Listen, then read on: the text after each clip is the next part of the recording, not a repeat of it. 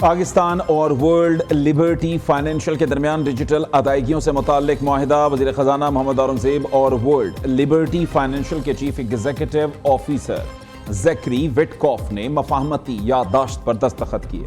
وزیر اعظم سے world Liberty financial امریکہ کے وفد کی ملاقات۔ شہباز شریف نے ڈیجیٹل پاکستان کے لیے اپنے ویژن سے آگاہ کیا۔ کہا پاکستان تیزی سے عالمی ڈیجیٹل فائنانس کا حصہ بنتا جا رہا ہے۔ ڈیجیٹل ادائیگیوں اور مالیاتی جدت کی تیز رفتار ترقی پاکستان کی تیزی سے وسعت اختیار کرتی ڈیجیٹل معیشت کا ایک لازمی جزو ہے۔ Chief of defence forces field marshal Syed Asim Munir بھی ملاقات میں موجود تھے۔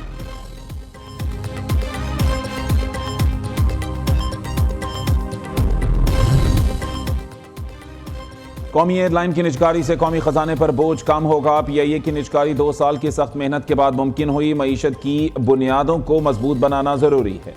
نائب وزیر اعظم اسحاق ڈار کا پاکستان پالیسی ڈائیلاگ سے خطاب۔ کہا معاشی شعبے میں جدید ٹیکنالوجی سے استفادہ کرنا وقت کا تقاضا ہے۔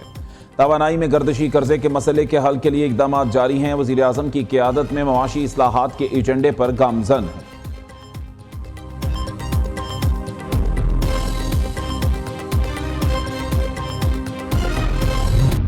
پچھلے سال we saved about roughly 850 billion rupees in terms of debt servicing.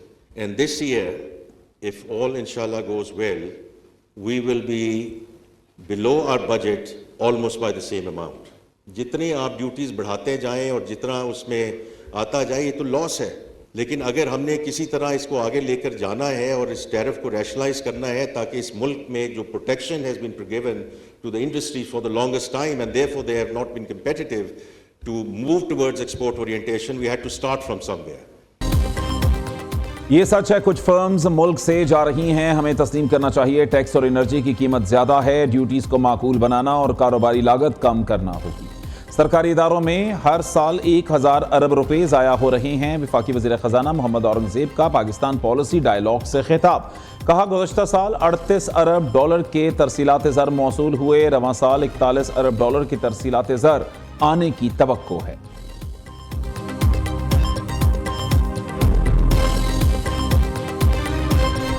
ایک خاص مقصد، ایک خاص سازش کی وجہ سے کہ کچھ قوتیں چاہتے ہیں کہ وہ آپ کے صوبے کے حقوق پہ ٹاکا ڈال کے اور اس بہانے پہ کہ سندھ حکومت نے کچھ نہیں کیا، چھوٹے صوبے نے کچھ نہیں کیا، اب سارے اختیار، اب سارے وسائل جو ہے وہ واپس اسلام آباد کو دیا جائے۔ اور میں سمجھتا ہوں اس بیانیہ، اس جھوٹا بیانیہ کا سب سے بڑا جواب جو ہے وہ تھرپارکر ہے۔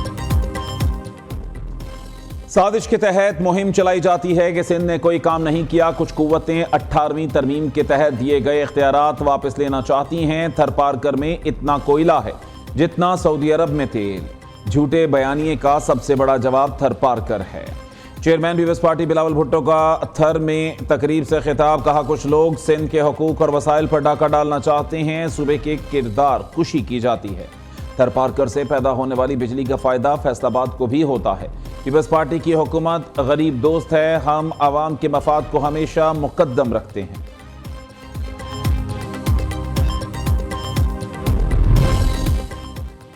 امریکی صدر ایرانی عوام کو بغاوت پر اکسانے لگے۔ ٹرمپ کا کہنا ہے محب وطن ایرانی احتجاج جاری رکھیں، اپنے اداروں پر قبضہ کر لیں۔ امریکی مدد جلد پہنچنے والی ہے، گرفتار مظاہرین کو پھانسی دی تو ایران کو بھاری قیمت چکانا پڑے گی۔ ایرانی عوام قاتلوں اور ظلم کرنے والوں کے نام یاد رکھیں، انہیں حساب دینا پڑے گا۔ ٹرمپ کا امریکی شہریوں کو ایران چھوڑنے کا بھی مشورہ۔ کہا ایران سے مذاکرات ختم، حکام سے ملاقاتیں منسوخ کر دی ہیں، قتل عام رکنے تک کوئی ملاقات نہیں ہوگی۔ ایران انسانیت کا مظاہرہ اور قتل عام بند کرے۔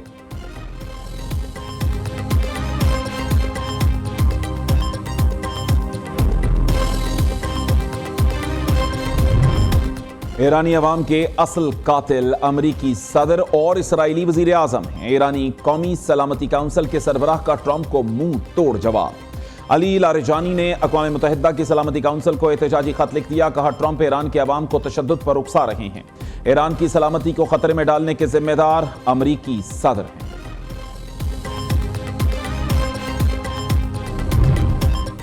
صدر مملکت آصف زرداری کے منامہ میں بحرین کے شاہ حمد بن عیسیٰ آل خلیفہ سے ملاقات۔ صدر آصف زرداری کو بحرین کا اعلیٰ ترین ایوارڈ وسام الشیخ عیسیٰ بن سلمان آل خلیفہ سے نوازا گیا۔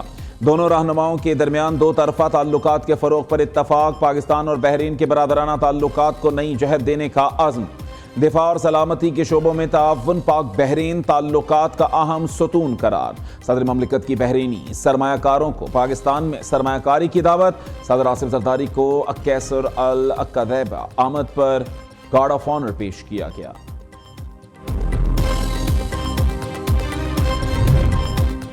اسلام آباد میں آٹزم کے لیے 300 طلبہ پر مشتمل سینٹر آف ایکسیلنس قائم کرنے کا فیصلہ، آٹزم سے متاثرہ بچوں کو عالمی معیار کی سہولیات فراہم کی جائیں گی۔ نائب وزیر اعظم اسحاق ڈار کی زیر صدارت اجلاس، سینٹر 1 سال میں مکمل کرنے کے لیے ٹائم لائنز کا جائزہ لیا گیا، بچوں کے ساتھ کام کرنے والوں کی بیک گراؤنڈ سکریننگ لازمی قرار۔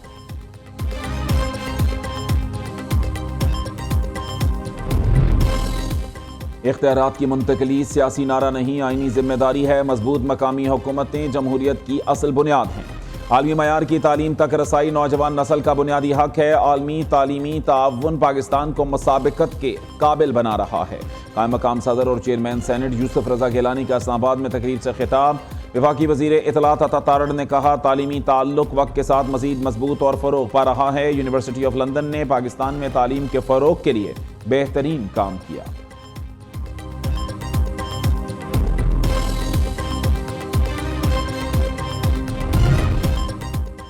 وزیر اعلیٰ پنجاب کا صوبے میں نئے کالجز بنانے کا فیصلہ، مریم نواز نے 2 ارب 37 کروڑ کی لاگت سے 7 نئے کالجز کے قیام کی منظوری دے دی۔ لاہور، مظفر گڑھ، ڈیرہ غازی خان، خانیوال، جڑاوالا، حافظ آباد شامل۔ وزیر اعلیٰ پنجاب کا راولپنڈی میں کتوں کے کاٹنے کے واقعات پر نوٹس، ڈپٹی کمشنر سے رپورٹ طلب، غفلت برتنے والوں کے خلاف کارروائی کا حکم۔ تمام سرکاری اسپتالوں میں کتے کے کاٹنے والی ویکسین کی فراہمی یقینی بنانے کی ہدایت، مریم نواز نے کہا شہریوں کی حفاظت سب سے مقدم اور اہم ذمہ داری ہے۔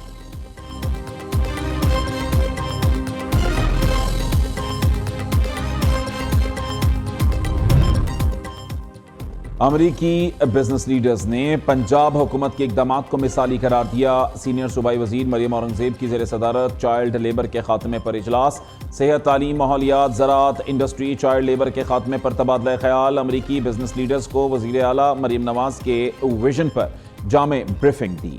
وزیر اعلیٰ مریم نواز نے bounded child labour steering committee قائم کر دی۔ وزیر اطلاعات پنجاب اذان بخاری نے کہا منفی سیاست کرنے والوں کا ترقی اور خوشحالی سے کوئی تعلق نہیں، مخالفین پنجاب سے ترقی اور خوشحالی میں مقابلہ کریں۔ پنجاب میں گڈ گورننس، میرٹ اور شفافیت رول ماڈل بن چکی۔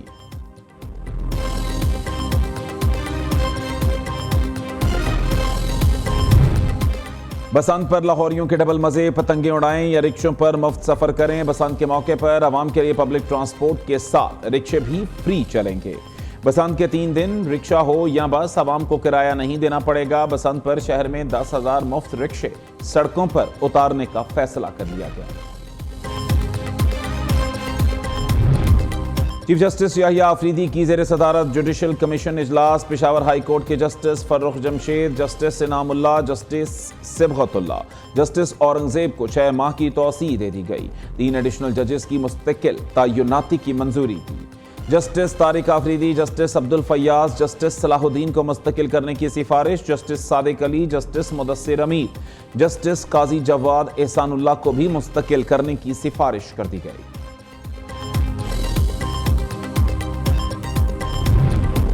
بھارتی این ایس اے کے اشتعال انگیز بیان پر پاکستان کا سخت رد عمل، ترجمان دفتر خارجہ کے مطابق تاریخ کا بدلہ بیانیہ غیر ذمہ دارانہ ریاستی طرز عمل ہے۔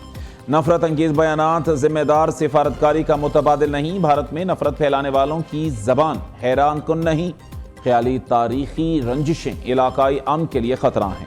پاکستان کا بھارتی قیادت کو اشتعال انگیزی سے باز رہنے کا مشورہ۔ اسلام میں ناحق خون بہانا سب سے بڑا جرم ہے، کسی بھی نظریے یا سیاسی اختلاف کی آڑ میں قتل و غارت کی کوئی گنجائش نہیں، مسلمانوں کو کافر کہنے والے ہی اصل میں گمراہ ہیں۔ مولانا فضل الرحمان کی فتنہ الخوارج اور شدت پسند عناصر پر کڑی تنقید، سربراہ JUI کا کہنا ہے باجوڑ میں ایک ہی وقت میں 90 جنازے اٹھائے گئے، 1 سال کے اندر 3 عالم دین شہید کیے گئے۔ جمہوریت کو کفر کہنے والی مخصوص لابی کے لیے کام کر رہے ہیں۔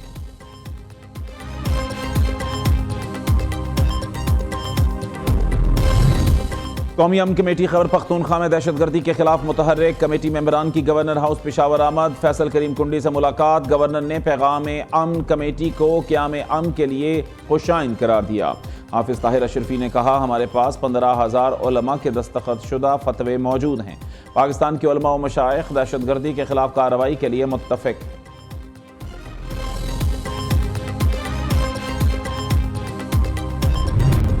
اسلام آباد کو 3 حصوں میں تقسیم کرنا آئین کے خلاف ہے. آئین بلدیاتی حکومتوں کی بات کرتا ہے، اداروں کی نہیں. امیر جماعت اسلامی حافظ نعیم الرحمان کہتے ہیں حکومت کا بلدیاتی انتخابات کے حوالے سے رویہ فاشسٹ ہے. پنجاب کا بلدیاتی ایکٹ تبدیل کیا جائے. بیوروکریسی کو منتخب بلدیاتی نمائندوں کے تحت کام کرنا چاہیے.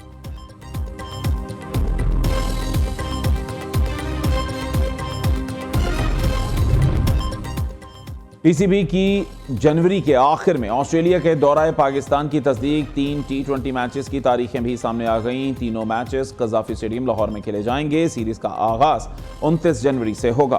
دوسرا میچ 31 جنوری، تیسرا 1 فروری کو کھیلا جائے گا.